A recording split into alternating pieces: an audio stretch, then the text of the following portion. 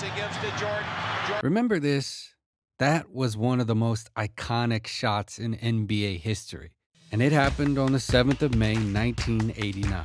Michael Jordan's legend grew even bigger, of course, and people were already calling him the greatest athlete in the history of sports. He was on his way to a championship, but just 3 weeks later, Michael Jordan stopped shooting. But why? Why did the greatest player ever who hit the 5th most shots in NBA history suddenly look like he quit? Well, it turns out there's a dark story that you didn't even know existed behind this. And I'm going to detail how it all went down, including the 3 steps to Michael Jordan's plan, starting with what was on the line for the still young Michael Jordan. In 1989, Michael Jordan had already been in the NBA for 5 seasons, but still no championships. But even then, we know what Larry Bird said about him. We remember the double nickel game, the 63 points in the Garden, the scoring titles, the MVPs. Not to mention MJ becoming the first player ever to win both MVP and Defensive Player of the Year in the same season. All that was missing was a championship. See, between 1985 and 1988, Michael Jordan lost in the first round 3 times. And once in the second round. In fact, without another star like Scottie Pippen on the team, MJ was basically a one-man show. He averaged 35.9 points, 7 rebounds, and 6 assists over his first 20 playoff games. His record, though? Just 5-15. He was doing all he could, which is reflected by his 26 shots per game on average. But even though MJ looked incredible to our eyes, and even though his peers and contemporaries in the NBA couldn't help but gush praise for young MJ, there was a big problem happening behind closed doors with Michael Jordan's increasingly bad relationship with management. And it got only worse as the Bulls kept losing in the first round, and as Michael Jordan kept on shooting shot after shot, trying to do it all. This quote from Scottie Pippen on Playing with Young MJ sums it up pretty good. Quote, "He was horrible to play with. It was all one-on-one, shooting bad shots." This is what caused drama within the Bulls organization early in MJ's career. The Bulls management wanted to put Michael Jordan in a position where he would willingly play team basketball and be a distributor for everyone. That's where the league was in the 1980s when we saw guys like Magic Johnson, Larry Bird, and Isaiah Thomas leading their teams to wins, averaging close to double digits in assists. But for MJ, the more they tried to convince him to play a more team brand of basketball, the more he shot.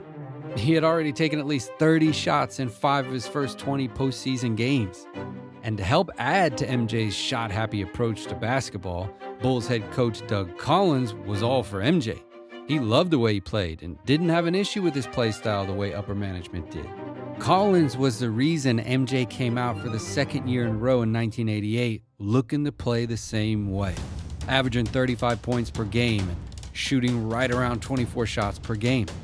But in the playoffs later that year, the Bulls lost in 5 games to the Pistons, and it began looking like maybe even the great Michael Jordan wouldn't ever win on the biggest stage. Because for the 4th year in a row, MJ went off as a one-man show.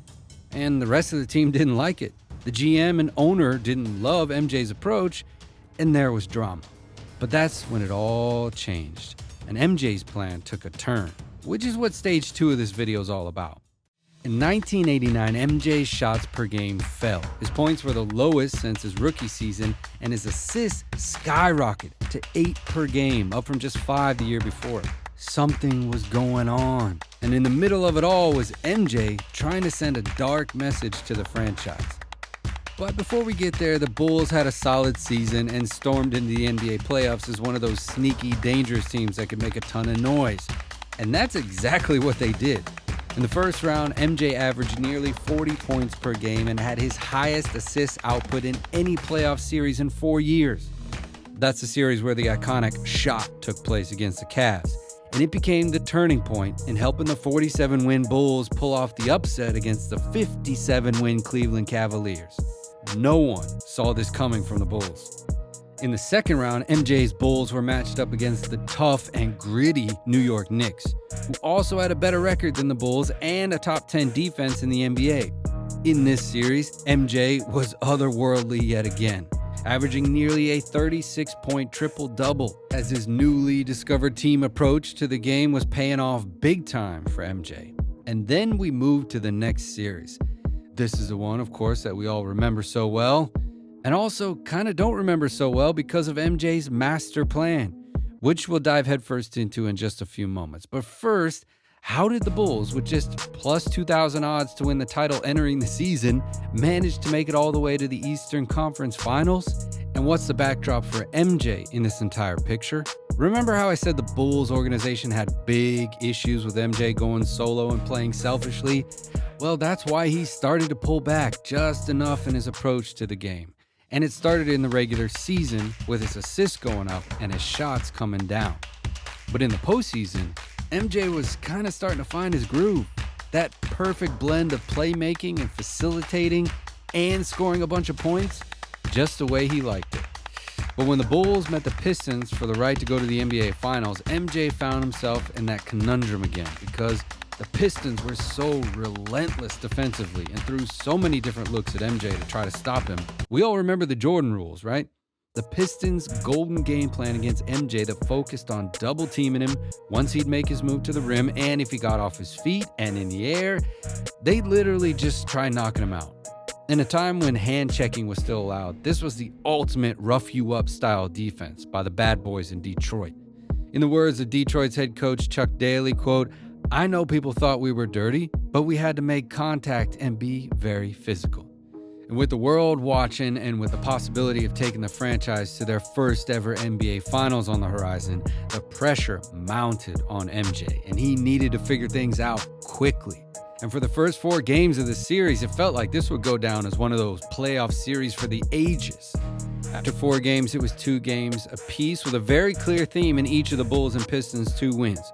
Firstly, in the 2 Bulls wins, MJ averaged 39 a game on a whopping 27 shot attempts per game, and only 5 assists per game. But the bigger story was that the Pistons' 2 stars, Isaiah Thomas and Joe Dumars, combined for 11 total points over those 2 games. This is absolutely mind-boggling, by the way, to think about, but it actually happened. So, the biggest reason why the series was over in just 4 games was because IT and Dumars were literal no-shows and handed the Bulls 2 freebie wins. But the other reason was Michael Jordan going Superman in Game 3, at home with 46 points on an incredible 62% shooting from the floor.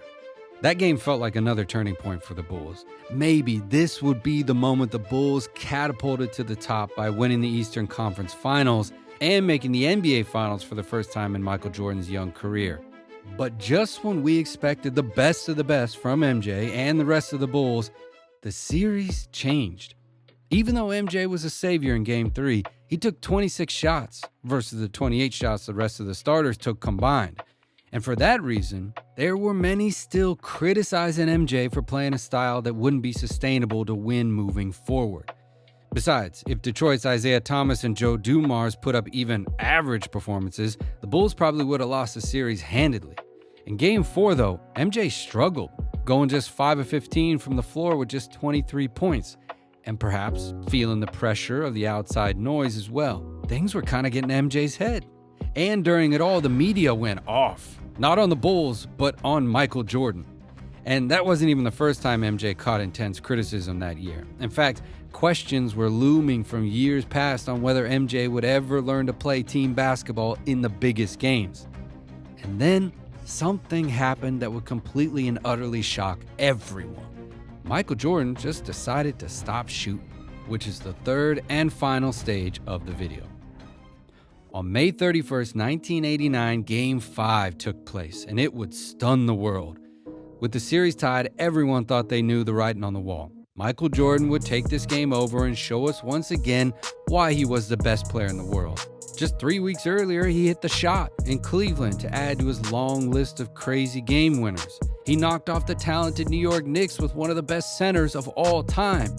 And now, he was in his first ever conference finals, a stage he would later go on to own in his career. But before the flawless finals record and the 6 championships was the most mysterious game of MJ's career. In 46 minutes that night in Game 5, Michael Jordan held the ball in his hands less often in terms of usage than 3 other starters, including Horace Grant, Bill Cartwright, and Craig Hodges. Let that sink in. and only 8, count them, 8 of his points came off of field goals. And speaking of which, Michael Jordan, the game's most feared and respected superstar, took just 8 shots in the game. A game that was the biggest and most important of not just that season, but MJ's entire career at that point. And in the wake of the media criticism, the outside noise saying that MJ shoots too much and lacks leadership in getting guys involved, MJ turned around and, for reasons unknown at the time, played as if he flat out quit and was just going through the motions. So many times when the Bulls brought up the ball on offense, MJ didn't even touch the rock. He wasn't even involved in so many plays. And on top of that, he clearly looked like he was playing overly passive and looked really hesitant to shoot the ball, even when Detroit wasn't doubling him. While the Pistons were ferocious on defense with a mean spirit, MJ showed earlier during that same series that he could have his way against them if he wanted.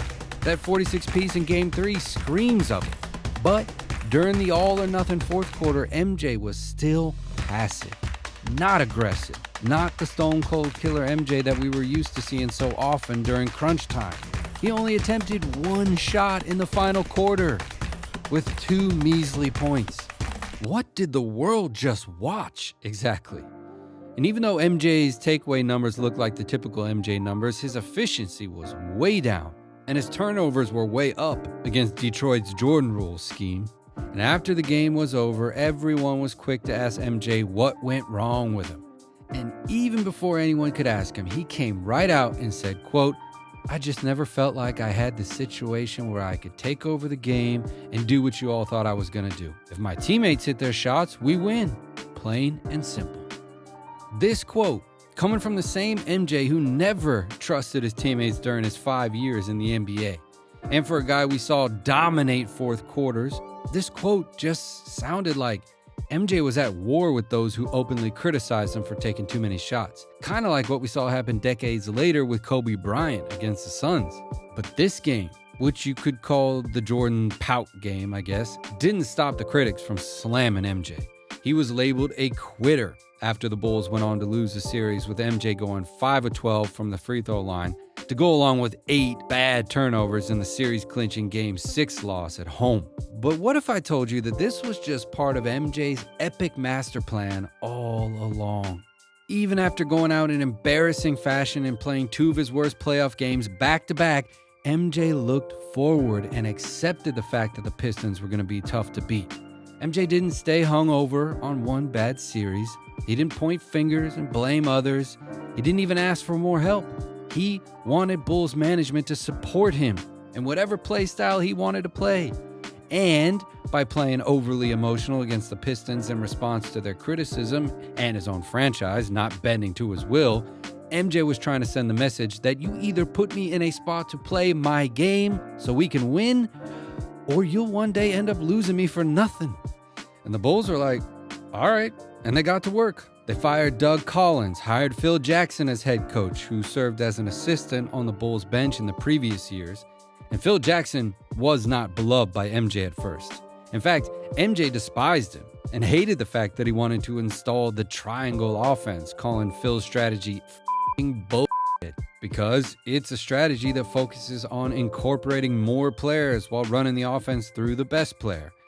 Of course, MJ had unbelievable individual success thus far in his career. He didn't want to make any adjustments.